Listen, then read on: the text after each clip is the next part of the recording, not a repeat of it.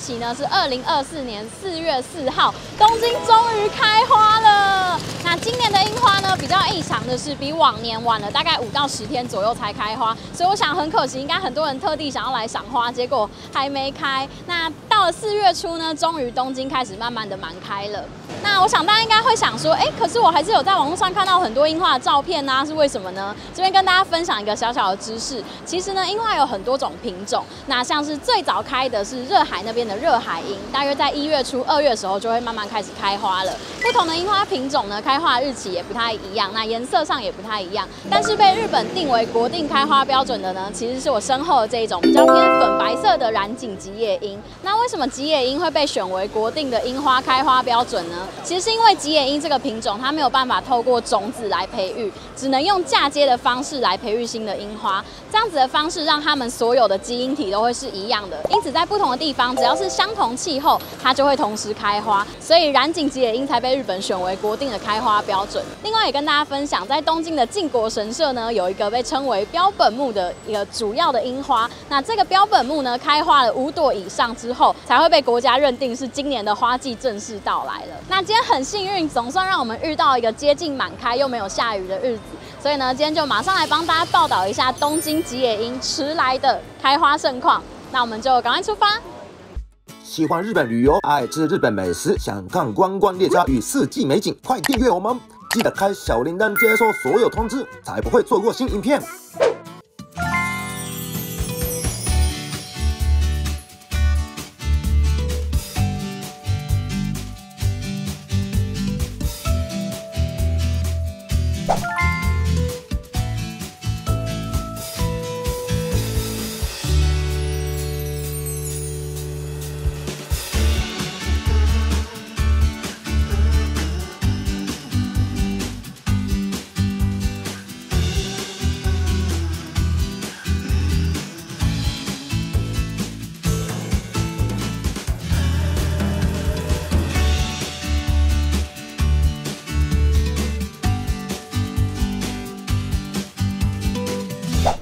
这颗比较粉呢，好漂亮哦！不知道是不是也是吉野樱？知道的话留言告诉我们哦。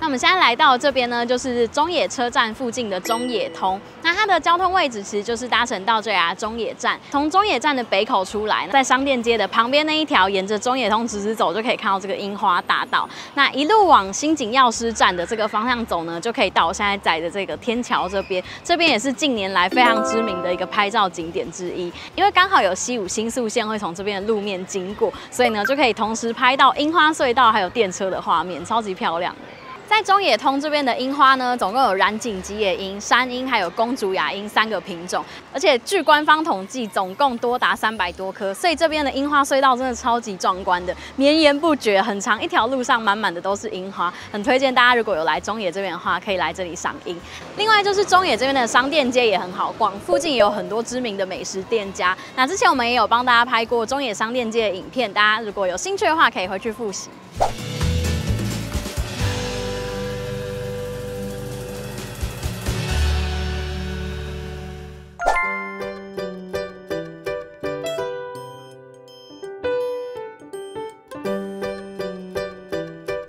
沿着中野通沿路走过来的路上呢，我们还经过了这个新井药师公园，怎么发现这边也很漂亮哎？虽然这边就是一个比较小型一点的公园，可是刚好在路的沿路2端也开满了满满的樱花，这边也很好拍照。另外呢，在这边的对面还有一个北野神社，刚刚经过也觉得超漂亮。在北野神社那边是比较桃红色的那一种，应该是山樱这个品种，所以大家如果有照这个路线走的话，也不妨看一下左右2侧这2个小景点哦。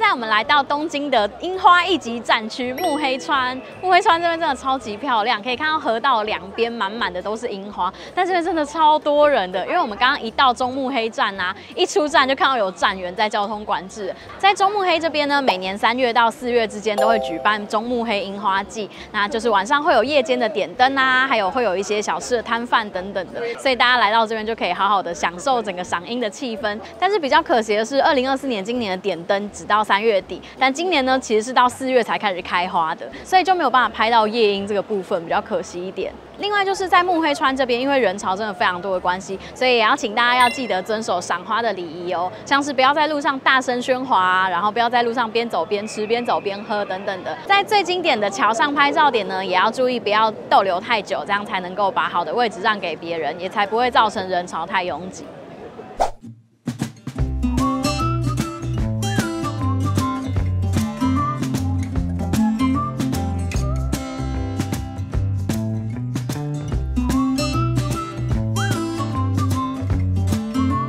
那其实目黑川呢，因为它的长度很长的关系，真的是沿着河道满满的都是樱花树，超级漂亮。所以我觉得虽然这边人潮很多，但是真的可以列入人生必来的清单之一。整个目黑川它其实有分成上游、中游、下游。我们刚刚是搭到地铁的中目黑这一站，也就是中游的部分。中游这边是樱花开得最茂盛，而且店家这些也比较热闹的地方。另外大家应该都知道，中目黑那边有一家非常有名的星巴克，最好是早上7点他们一开门就去抽整理券排队。那家星巴克呢，它其实是比较靠近上游，也就是电车池尻大桥那一站。从池尻大桥慢慢往中目黑这边走过来，就会经过那家星巴克了。那另外中目黑的下游呢，则是比较靠近 JR 目黑站，但是因为目黑站那边河道比较宽的关系，所以比较不好拍出樱花铺天盖地那样子的美景。那边也因此人潮比较稀少，所以如果你比较喜欢清幽的赏樱环境，也可以去那边。另外就是那边还可以赏樱乘船，所以如果对乘船赏樱有兴趣的话，也可以去目黑站。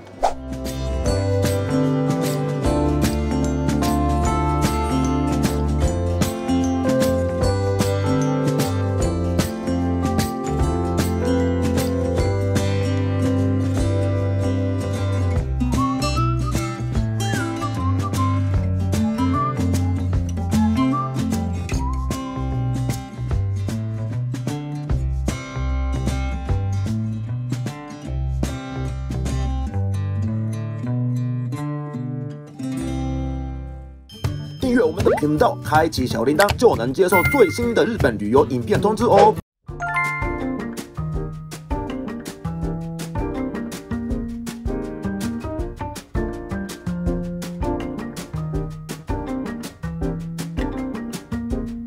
我们现在已经慢慢走到最有人气的星巴克这边了，但是呢，现在因为里面已经太多人，想要进去的话都要先抽号码牌。我刚听到他讲说已经要等120到180分钟，所以今天只好忍痛放弃。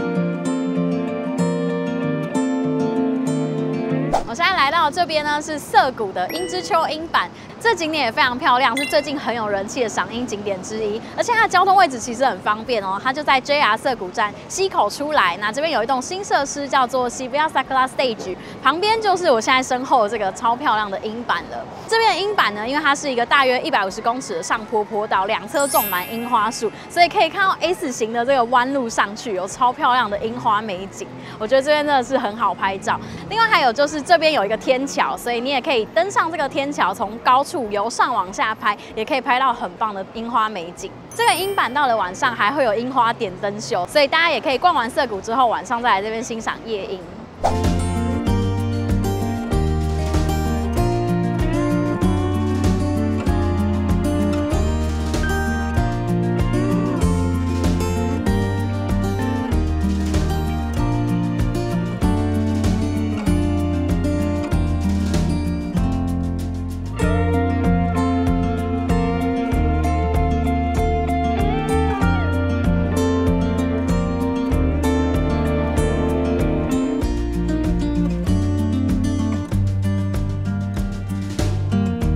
好，我刚刚发现鹰坂这边呢，不管是从下往上拍，还是从上往下拍，都超漂亮的。所以大家来到这边的话，可以多试试看不同的角度。但是要注意的是，中间这一条路还是会有车经过，所以大家拍照的时候一定要注意安全。